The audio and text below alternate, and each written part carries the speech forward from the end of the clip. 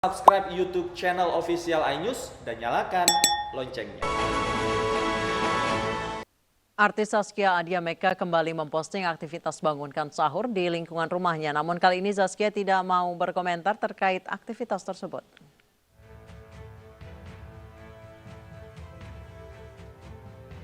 Setelah sempat viral karena postingannya yang dianggap mengkritik cara membangunkan sahur dengan pengeras suara masjid atau toa dinilai kurang baik, kini Zaskia Meka kembali memposting aktivitas warga membangunkan sahur dengan berkeliling sambil bernyanyi-nyanyi dengan gerobak.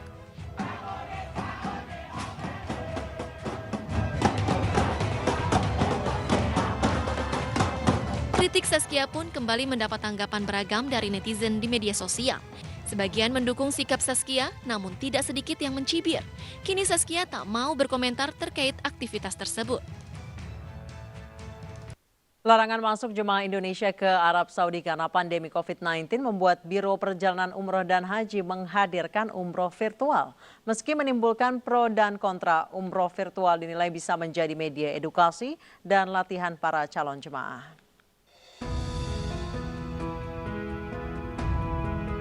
Pandemi COVID-19 membuat agen perjalanan haji dan umroh harus membuat inovasi. Sulitnya mendapat izin masuk ke Arab Saudi hingga resiko terpapar COVID-19 membuat agen perjalanan mengeluarkan paket umroh virtual. Dalam umroh virtual, peserta dipandu langsung oleh tour leader dan mutawif yang menjelaskan rangkaian kegiatan, manasik umroh, tata cara umroh, hingga sejarah dari tempat-tempat yang dikunjungi di Mekah dan Madinah.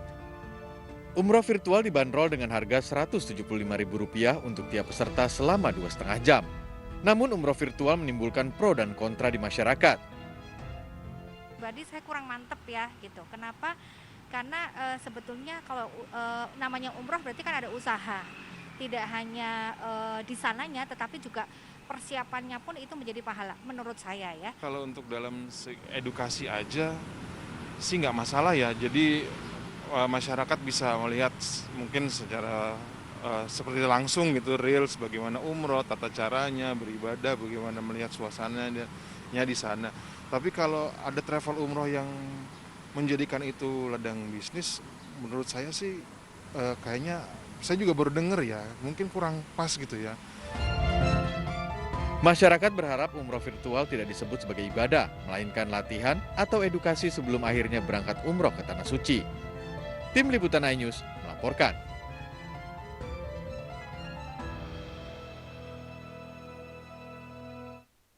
Pemirsa, apakah umroh virtual sah dan mendapat pahala layaknya umroh secara fisik? Kami akan bahas bersama PLT Dirjen Penyelenggaraan Haji dan Umroh Kementerian Agama, Hoirizi. Selamat sore Pak Hoirizi. Assalamualaikum warahmatullahi wabarakatuh. Waalaikumsalam warahmatullahi wabarakatuh, Mbak Anissa. Selamat sore pendengar iNews yang saya hormati dan saya banggakan. Baik Pak Hoirizi, kalau misalnya dibandingkan dengan ibadah umroh secara fisik, umroh virtual ini sah atau tidak sih Pak? Mengingat saat ini memang Arab Saudi belum mau menerima jamaah dari Indonesia karena angka penularan COVID-19 yang masih tinggi. Iya, terima kasih Mbak Anissa. Perlu diluruskan dulu Mbak Anissa, jangan disamakan ibadah umroh dengan umroh virtual. Ibadah umroh itu memang harus menghadirkan fisik, tidak bisa tidak menghadirkan fisik. Jangankan ibadah umroh, sholat saja harus menghadirkan fisik ya. Nah, tentu ketika dia mengatakan umroh virtual itu bukan ibadahnya yang dia maksud, tetapi manasiknya. Manasik perjalanan dan manasik ibadahnya. Sementara Kementerian Agama merupakan unggulan pertama dalam masa pandemik adalah manasik virtual.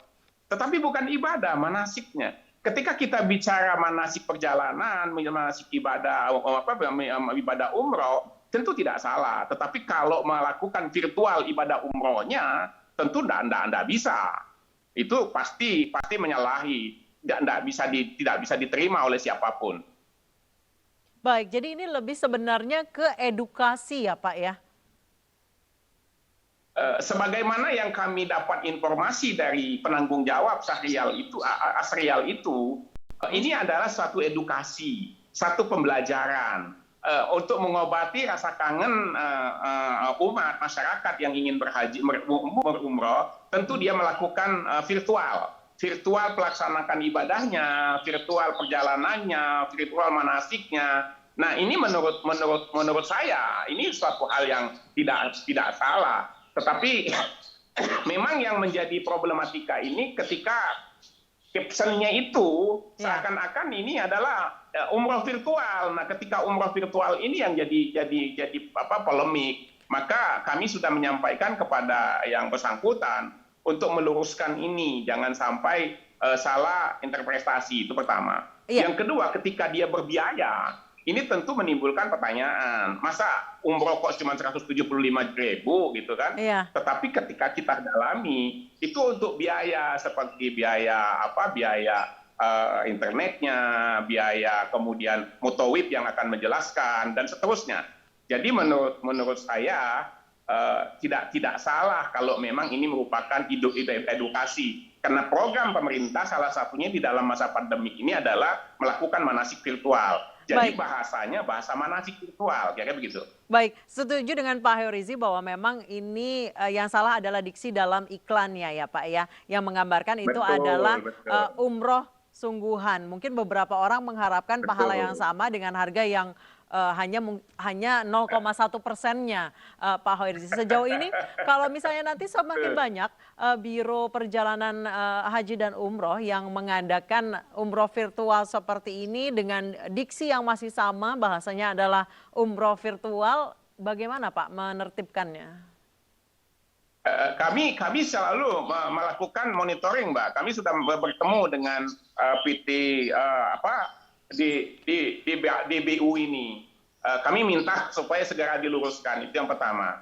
Yang kedua, perlu dipahami oleh para pemirsa bahwa PT DU ini tidak memiliki izin PPIU.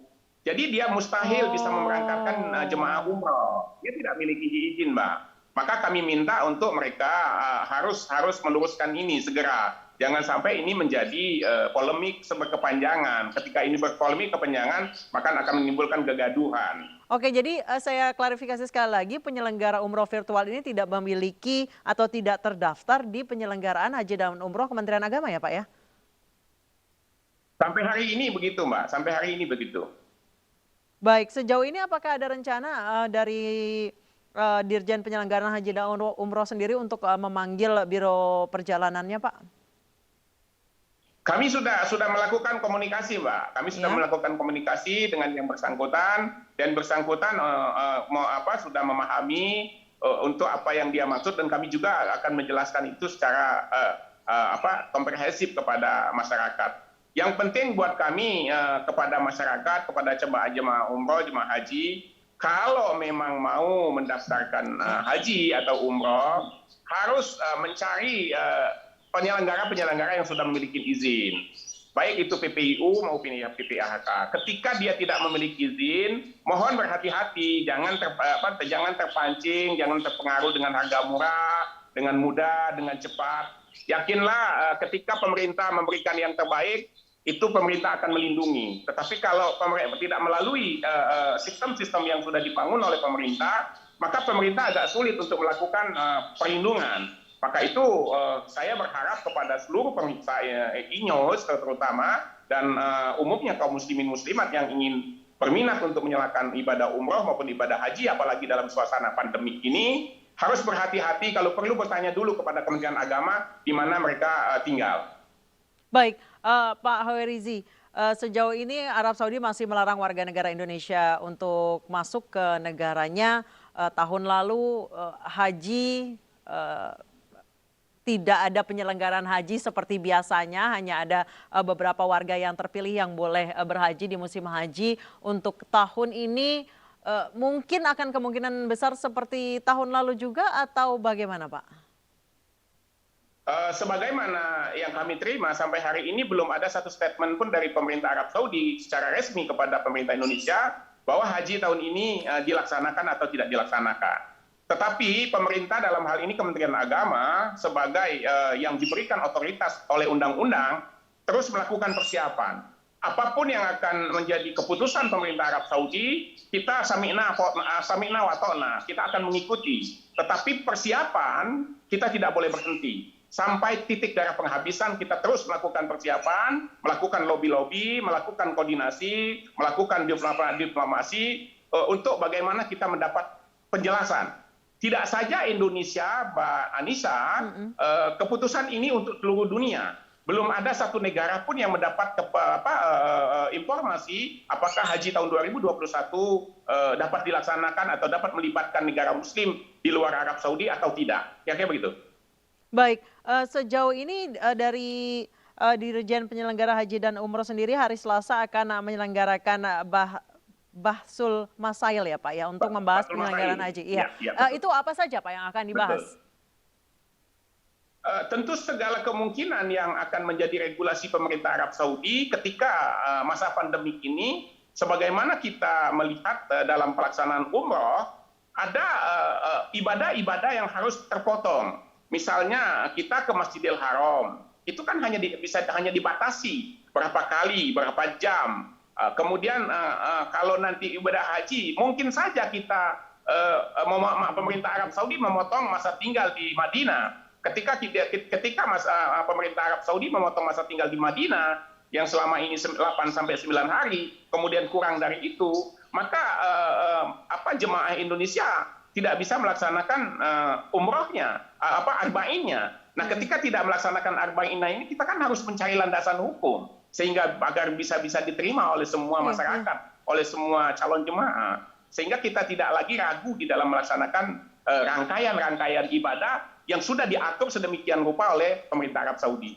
Baik, Pak Werizi, Dirjen Penyelenggara Haji dan Umroh pasti sudah terus berdialog melobi pemerintah Arab Saudi. Sejauh ini kemungkinannya seperti apa Pak? Apakah tahun ini akan dibuka penyelenggaraan haji?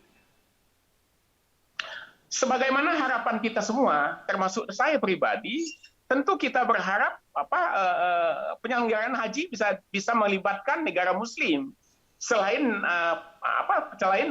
warga negara Arab Saudi. Tetapi sekali lagi saya sampaikan Mbak Anissa, penyelenggaraan haji ini kan ada dua regulasi yang harus kita taati. Regulasi Undang-Undang 8 2019 yang dalam hal ini bagaimana kita mengatur penyelenggaraan ibadah haji dan umroh kita. Di samping itu ada regulasi Ta'limatul Hajj. Nah, Ta'limatul Hajj ini kita tidak bisa masuk. Kita hanya bisa menunggu. Kita bisa mengharap.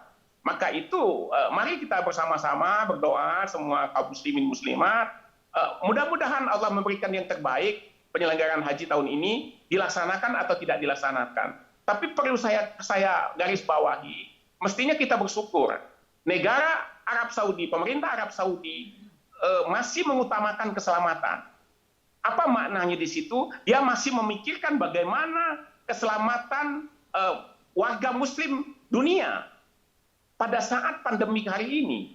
Andaikan pemerintah Arab Saudi tidak berlandaskan kepada keselamatan jiwa, tentu ini buat kita suatu persoalan yang cukup mendasar, saya kira gitu, Pak. Baik, Pak Werizi, kita kembali lagi soal umroh virtual yang dibanderol hanya 175.000. Tadi kita berbicara soal haji yang tahun lalu tidak diperbolehkan jemaah dari negara manapun masuk ke Arab Saudi. Jika misalnya tahun ini setelah umroh virtual nanti akan ada haji virtual juga, Pak. Jika memang tahun ini Indonesia belum diizinkan, bagaimana dari Dirjen Penyelenggaraan Haji dan Umroh untuk mengantisipasinya?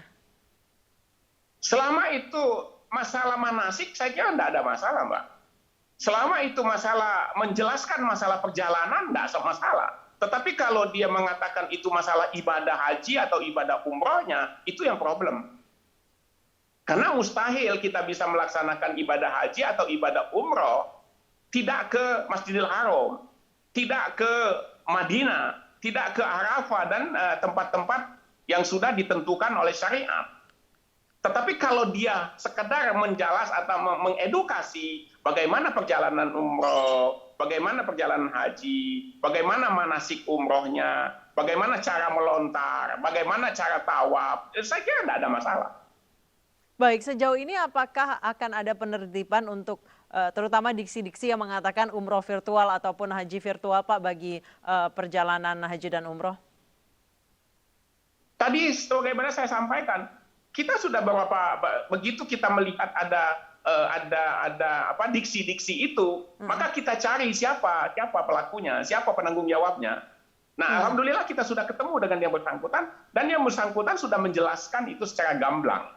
Ketika kita mendapat penjelasan seperti itu, ya tentu why not, kenapa tidak untuk mengedukasi masyarakat. Tetapi persoalannya hari ini adalah diksi itu yang harus diluruskan. Jangan sampai menimbulkan interpretasi yang membuat masyarakat pola pikirnya kan tidak sama pola pikir masyarakat Indonesia. Maka itu kita minta kepada yang bersangkutan untuk meluruskan diksi itu. Baik, Pak Hoerizi, ini sebenarnya yang menjadi banyak pertanyaan masyarakat, terutama warganet. Berpahala nggak sih Pak umroh virtual ini Pak? Oh, selama kita mencari ilmu, kenapa tidak? Kenapa kita tidak? Itu kan mencari ilmu, menambah pengetahuan kita tentang baik manasik perjalanannya maupun manasik ibadahnya. Itu sangat berpahala daripada kita bergunjing atau melakukan hal-hal yang tidak bermanfaat. Ini satu peluang kita untuk memperdalam manasik kita. Kenapa? Mohon maaf, Pak. Kenapa? Selama ini kan kita berangkat haji atau berangkat umroh itu kadang-kadang kita belum memahami secara kafah tentang ritual-ritualnya, tentang manasik-manasiknya. Sehingga kadang-kadang kita berangkat haji berbekal kemauan saja. Baik, tapi yang jelas pahalanya tidak sama dengan umroh secara fisik ya Pak Hoerizi. Baik, terima kasih Pak Hoerizi, PLT Dirjen Penyelenggaraan Haji dan Umroh telah bergabung bersama kami. Terima kasih banyak Pak Hoerizi. Assalamualaikum warahmatullahi wabarakatuh.